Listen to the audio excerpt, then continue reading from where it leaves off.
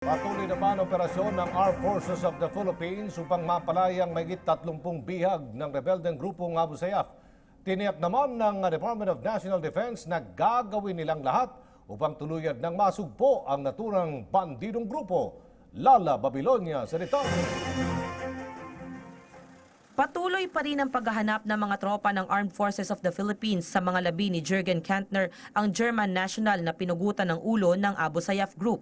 Mariing tinuligsan ng Department of National Defense o DND ang karumal-dumal na mga aktibidad ng nasabing teroristang grupo. Siniguro din ng DND na ibubuhos nila ang buong pwersa ng sandatahang lakas para masugpo ang Abu Sayyaf. Ayon sa tagapagsalita ng DND na si Director Arsenio Andolong, patuloy ang search and rescue operations ng AFP para mapalaya ang natitira pang 31 bihag ng teroristang grupo. Inamin naman ng Armed Forces of the Philippines na hindi sapat ang military solution para tapusin ang Abu Sayyaf. Kaya hinihingi ng DND at ng AFP ang tulong ng lokal na pamahalaan sa mga komunidad kung saan nag-ooperate ang nasabing grupo. Nakikipag-usap ang mga tropa ng Armed Forces sa mga community leader na itigil na ang pagtulong sa mga Abu Sayyaf para tuluyan ng matigil ang kanilang mga aktibidad.